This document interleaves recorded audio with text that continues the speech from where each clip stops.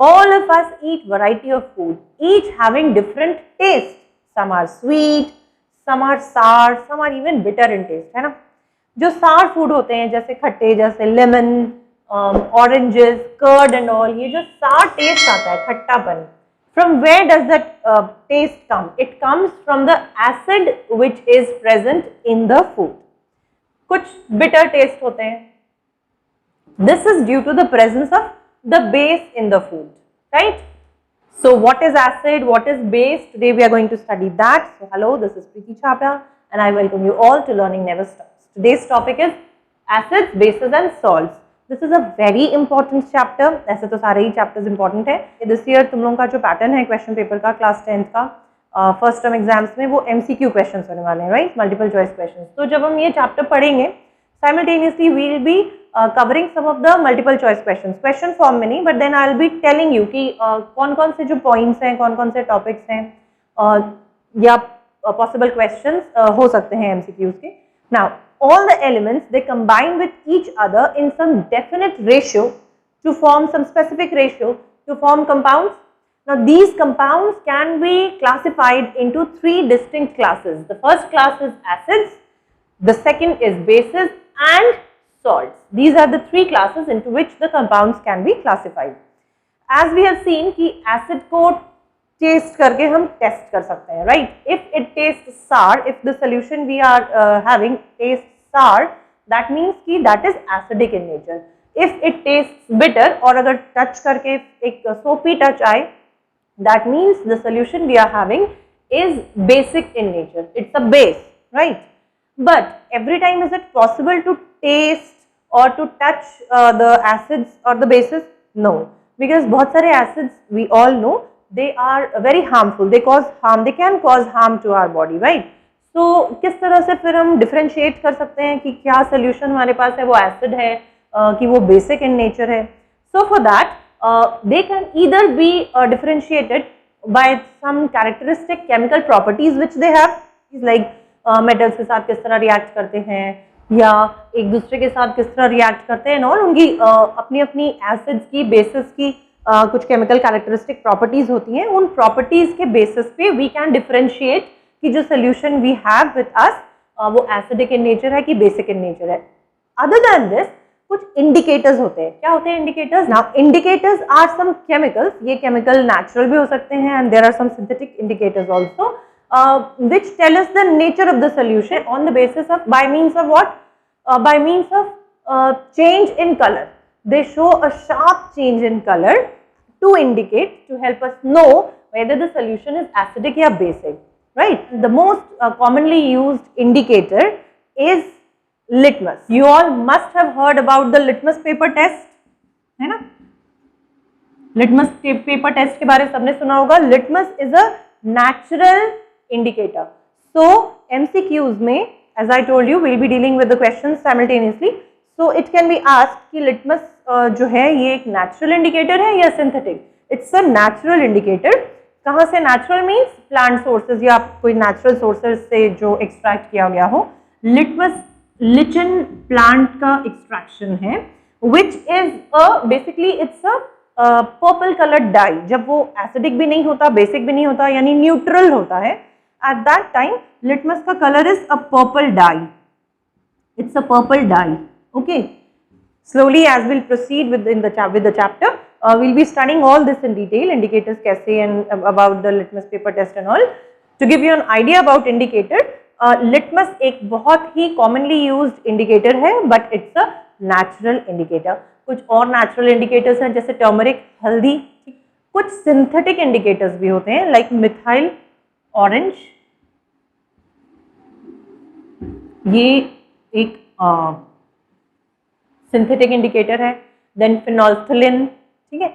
Now लेवोइजियर and Davy, ये दो scientist थे जिन्होंने they studied about the terms acids, bases and salts and they described them and according to them their findings say that all acids, if we talk about acids, then they say that all acids compulsorily they have hydrogen as their constituent element. ठीक है. As we have studied कि जो elements जो combine होकर compounds बनाते हैं, these compounds are acids या basis या सॉल्ट्स, तो वो जो एलिमेंट्स मिलकर जो कंपाउंड बना उसमें अगर वो एसिड है तो इन दैट कंपाउंड हाइड्रोजन, वो एक एलिमेंट है हाइड्रोजन जिसका होना कंपल्सरी है. All the acids must have hydrogen element in them as their constituent in the form of proton, that is H+. ठीक है, H+ प्रोटॉन हो गया बिकॉज एक ही इलेक्ट्रॉन है. H+ का मतलब अब उसमें there is no electron, only one proton is there, so H+ is also known as proton. ठीक है, सो ये H+ आयन होना कंपल्सरी है. अब H+ आयन कब होगा? जब इसका एक्वस सोल्यूशन बनता है, क्योंकि अभी तक हम लोग क्या देख रहे हैं कि हमें सोल्यूशन का नेचर पता करना है कि जो सोल्यूशन हमारे पास है वो एसिडिक है कि बेसिक है. तो जब इसका aqueous solution, what is aqueous solution? Aqueous means water, OUS, aqueous. ठीक है, एक्वस का मतलब जब जो सॉल्वेंट है वो वाटर हो, सोल्यूशन मतलब सॉल्यूट एंड सॉल्वेंट ने मिलकर सोल्यूशन बनाया है.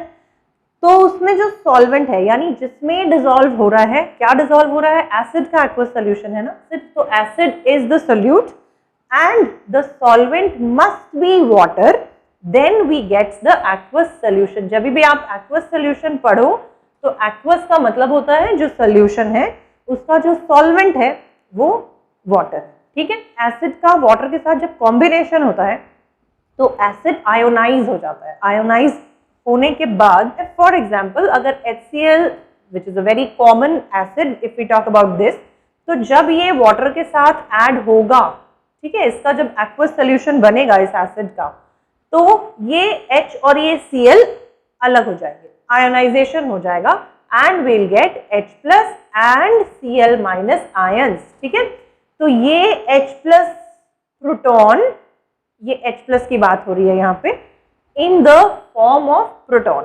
इस फॉर्म में after ionization, if we get H+ ions from the compound, then that compound is said to be acidic in nature. ये first test यानी first characteristic हो गया. ठीक है, now what does their findings say about the bases?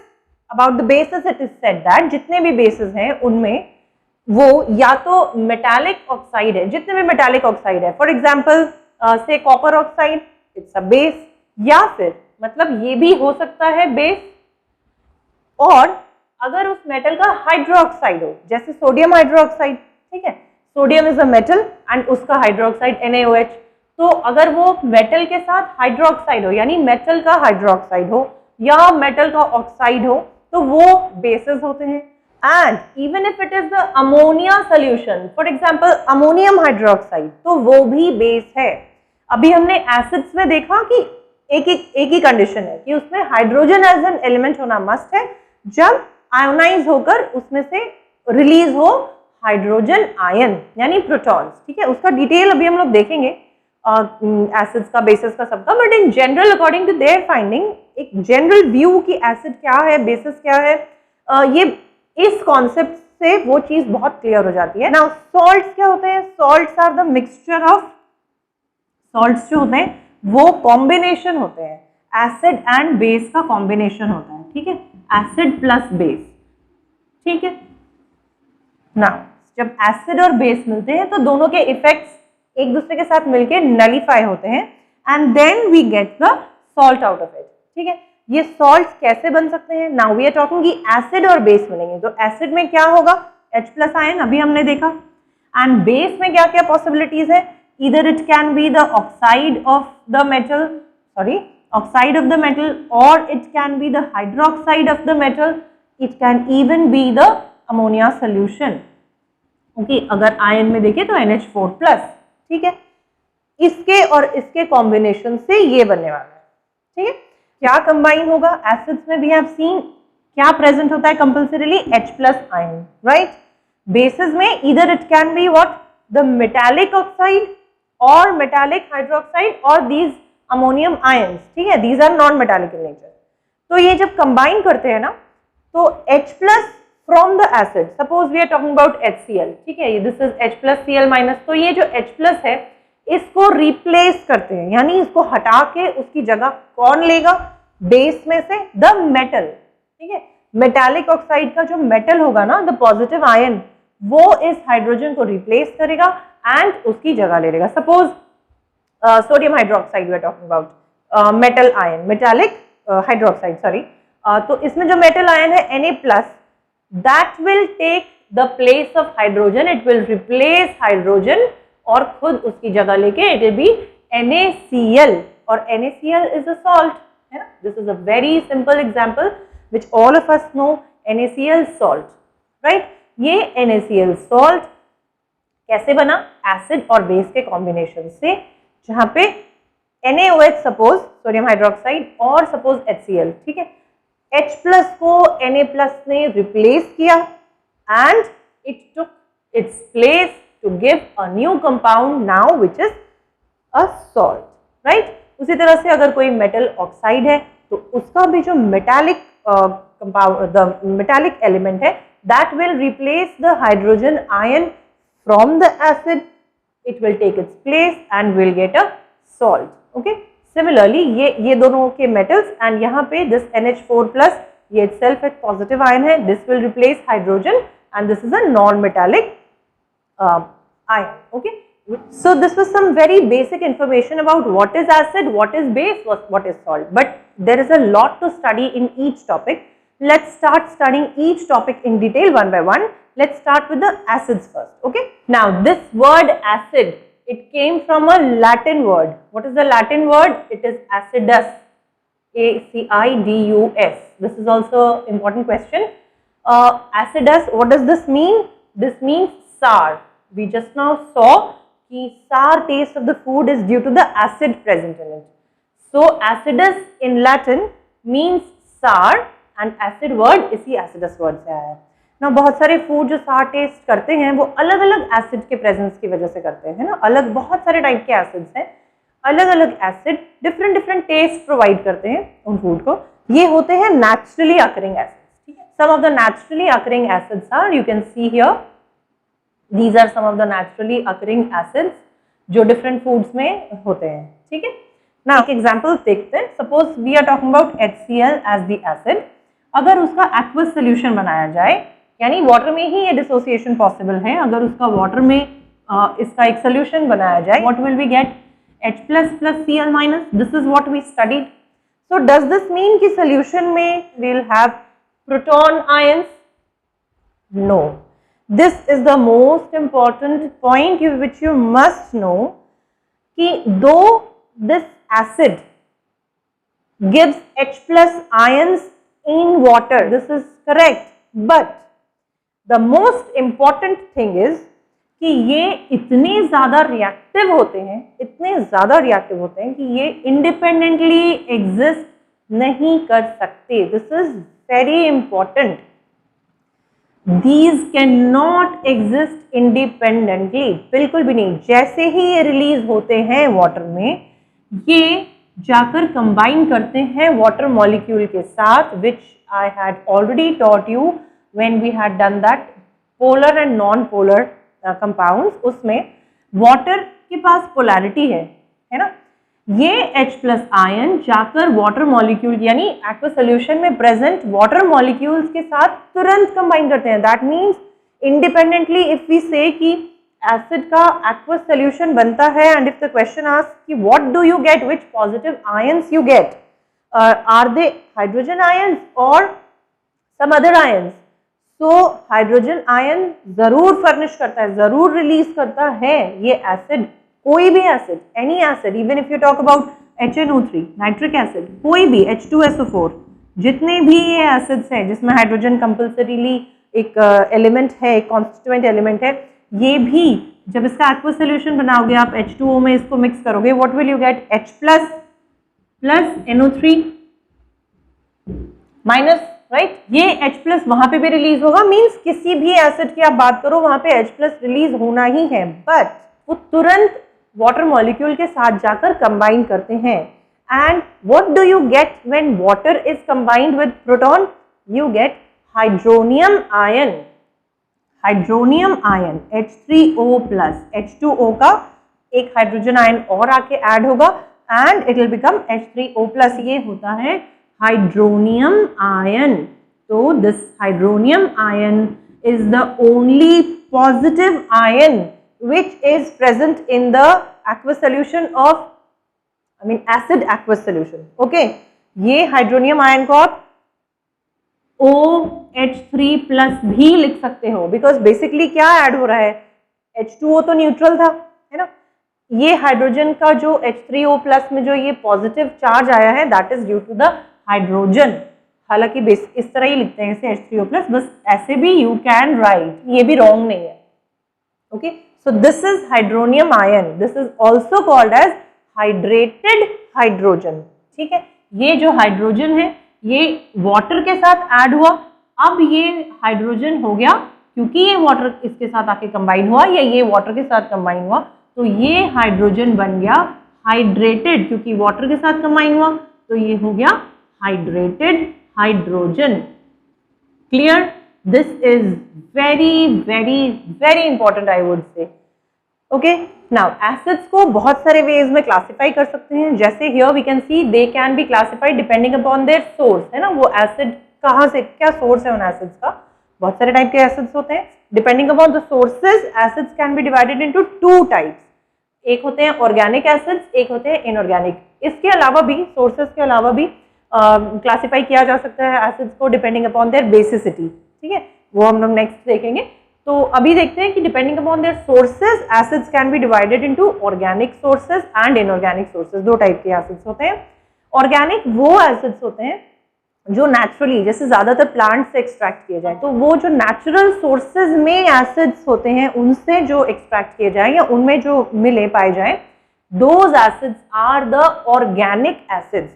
और जो inorganic acids होते हैं ना, ये होते हैं मिनरल एसिड्स. ठीक है, ये मिनरल्स से पाए जाते हैं. मिनरल्स यानी अर्थ के एक्सट्रैक्ट से, मिनरल अर्थ क्रस्ट से मिनरल्स एक्सट्रैक्ट करते हैं, उनसे जो एसिड बनते हैं वो होते हैं इनऑर्गेनिक एसिड्स. ठीक है, तो ऑर्गेनिक एसिड्स के कुछ एग्जांपल है, जैसे ऑक्सैलिक एसिड. ऑक्सैलिक एसिड किस फूड में होता है, जैसे टमेटोज में ऑक्सैलिक एसिड मिलता है.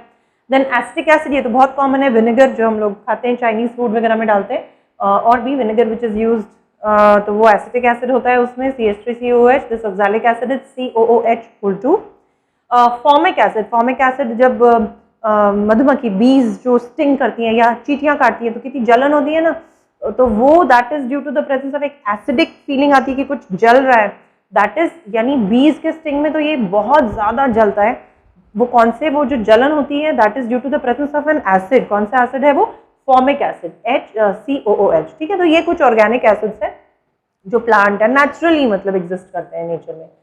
कुछ इनऑर्गेनिक है जो मिनरल एसिड्स हैं, जैसे HCl, H2SO4, HNO3, H2CO3. H2CO3 exception मैंने क्यों लिखा है, बिकॉज जो ऑर्गेनिक एसिड्स हैं, अब एसिड्स हैं तो हाइड्रोजन तो सब में होगा, बट ऑर्गेनिक एसिड में यू कैन सी कि कार्बन भी एक एलिमेंट है which you can see in all the organic acids. You will find, क्योंकि ये organic है तो they will have carbon in it.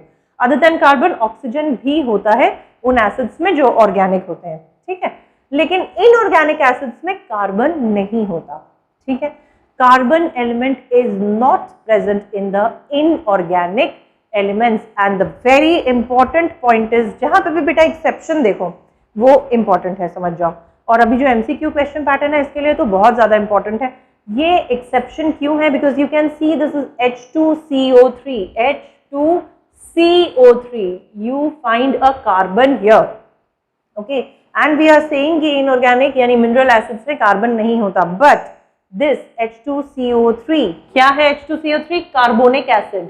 Carbonic acid, ये जो कार्बोनिक एसिड है ये कोई ऑर्गेनिक सोर्स नहीं है, स्टिल इसमें ये कार्बन प्रेजेंट है.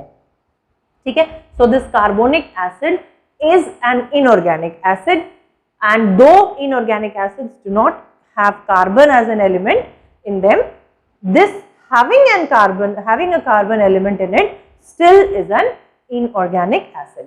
Now जो organic acids होते हैं ना, ये weak acids होते हैं. ठीक है, ये these are weak acids, and जो inorganic acids होते हैं they are strong acids. ये weak acid और strong acid क्या है, एसिड की प्रॉपर्टी हमने क्या देखी कि वाटर में दे आयोनाइज, ठीक है, यानी इसमें से प्रोटॉन्स रिलीज हो जाते हैं, ठीक है, डिसोसिएट हो जाते, प्रोटॉन्स रिलीज करते हैं, ये H+ आयंस रिलीज करते हैं। तो जो एसिड की ये प्रॉपर्टी है। नाउ जो ऑर्गेनिक एसिड्स होते हैं ना, ये जो सोल्यूशन बनाते हैं, इनका जो एक्वस सोल्यूशन होता है, तो ये सारे के सारे एसिड्स डिसोसिएट यानी आयोनाइज नहीं होंगे। That means they don't ionise completely, पूरे नहीं होंगे, कुछ तो होंगे, कुछ बनेंगे। जैसे सपोज CH3CO है, तो CH3 यानी एसिटिक एसिड, COOH, जब आप इसका यहाँ जगह नहीं है तो आई राइट इट दिस वे, जो इक्वेशन ऐसे लिखते हैं, तो CH3COOH को जब वाटर के साथ कंबाइन कराएंगे तो ये आयोनाइज होगा ना, H+ आयंस अलग हो जाएंगे, CH3COO माइनस हो जाएगा एंड H+ अलग हो जाएगा, ठीक है।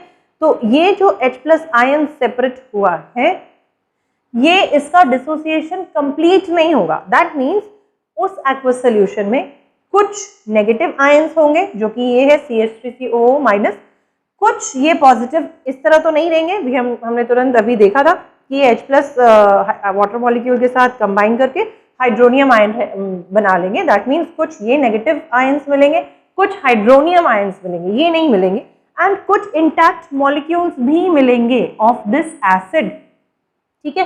तो this is another very important question कि जब एक वीक एसिड किसी सोल्यूशन, कोई सोल्यूशन बनाता है, एक्वस सोल्यूशन बनाता है, तो उसमें what do you gate? Do you get only molecules और ऑफ द एसिड, और you get positive and negative ions along with some intact molecules? So yes, you get some negative ions, you get some, on combining these two you will get some hydronium ions which are positive in nature, and you will also get intact HCH3COOH molecules, ठीक है, molecules भी मिलेंगे, negative ions भी मिलेंगे, positive ions भी मिलेंगे in case of sorry, weak acids, because weak acids they do not ionize completely, complete dissociation या ionization इनका नहीं होता, ठीक है। On the other hand, जो inorganic एसिड्स रहते हैं, ये बहुत स्ट्रॉन्ग एसिड्स होते हैं। Strong acid means they ionise completely, जैसे HCl है, HCl H+ और Cl- में जब आयोनाइज होगा, तो ये आयोनाइजेशन पे जब will get H+ and Cl-, ये तो तुरंत हाइड्रोनियम आयन बना लेंगे, तो H3O+ प्लस Cl- ही मिलेंगे हमें सोल्यूशन में, HCl नहीं मिलेगा। कंप्लीट डिसोसिएशन, कंप्लीट आयोनाइजेशन हो जाता है HCl का जब इसका एक्वस सोल्यूशन बनता है। तो जिन जिन एसिड्स का, यानी जितने इनऑर्गेनिक एसिड्स हैं, ये बहुत स्ट्रॉन्ग एसिड्स होते हैं, जब इनका एक्वस सोल्यूशन बनता है तो ये फटाफट सारे के सारे आयोनाइज हो जाते हैं सोल्यूशन में, और हमें बिल्कुल भी ये इंटैक्ट मॉलिक्यूल्स नहीं मिलते। दैट मीन्स कि वो स्ट्रॉन्ग एसिड है, क्लियर। बट अगेन ये जो एक अलग सा कार्बोनिक एसिड है, this is again a weak acid, ठीक है, ये एक और एक्सेप्शन है, ये एक वीक एसिड है। वीक एसिड मीन्स इसका कंप्लीट डिसोसिएशन, इसका कंप्लीट आयोनाइजेशन नहीं होने वाला, ठीक है। तो ये carbonic acid inorganic in nature होने के बाद भी it is a weak acid. ये कहाँ मिलता है? In the soft drinks you eat, ठीक है, सॉरी ड्रिंक, जो कोल्ड ड्रिंक वगैरह पीते हैं ना, उसमें एक थोड़ा सा एसिडिक जो फ्लेवर होता है, वो कोई नेचुरल फ्लेवर नहीं है, that is because of the carbonic acid present in it, ठीक है। तो कोल्ड ड्रिंक्स में होता है ये acid, carbonic acid. Now in acids को थोड़ा और अगर डिटेल में देखें तो इनको कुछ हम बहुत अच्छे से नेम कर सकते हैं। जैसे यहाँ पे हम क्या देख रहे हैं, ये सारे एसिड्स में you can C oxygen, presence of oxygen है ना, यहाँ पे ऑक्सीजन प्रेजेंट है। तो वो सारे एसिड्स जिसमें ऑक्सीजन प्रेजेंट हो, उनको कहते हैं oxy acids. Very interesting yet very simple. Oxy acids मतलब जिसमें ऑक्सीजन प्रेजेंट, ठीक है। यहाँ पे हाइड्रोजन तो सब में है, हाइड्रोजन के अलावा जिसमें ऑक्सीजन हो वो ऑक्सी एसिड्स हैं। और जिसमें और कुछ एसिड्स होते हैं जिसमें ऑक्सीजन नहीं होता, they do not contain oxygen but they contain some non metallic element, जैसे सपोज HCl हो गया, ये नॉन मेटल हो गया, HI हो गया, this is a non metal. सो इसमें ऑक्सीजन नहीं होगा, ऑक्सीजन होता तो वो ऑक्सी एसिड होता, ऑक्सीजन नहीं है, एक नॉन मेटल उसके साथ अगर प्रेजेंट है, तो such type of acids are called hydra acids, ठीक है, हाइड्रा एसिड्स। सो एक ये भी एक क्वेश्चन हो सकते हैं, हाइड्रो एसिड्स क्या है, ऑक्सी एसिड्स क्या है। ऑक्सी तो सिंपल है, ऑक्सीजन है। हाइड्रो एसिड मीन्स हाइड्रोजन तो हो गई, साथ में एक नॉन मेटल प्रेजेंट हो, तो that is hydro acid. Now ये क्लासिफिकेशन था डिपेंडिंग अपॉन देयर सोर्सेज। एक और क्लासिफिकेशन क्राइटेरिया है, they can also be classified, the acids they can also be classified depending upon there basicity. Acid है लेकिन कुछ बेसिसिटी है इसकी, ठीक है, कि ये मोनोबेसिक है कि डाई बेसिक है, ट्राई बेसिक है, वो भी बहुत इंपॉर्टेंट टॉपिक है। तो इसकी जो बेसिसिटी के ऊपर जो क्लासिफिकेशन है, that will be doing in the next video. So that's all for today. I hope I could explain the chapter. If you have any doubts इस टॉपिक में, please feel free to ask me in the comment section. Hope to see you in my next video. For that, you need to subscribe to the channel. Till then, stay safe. Bye bye.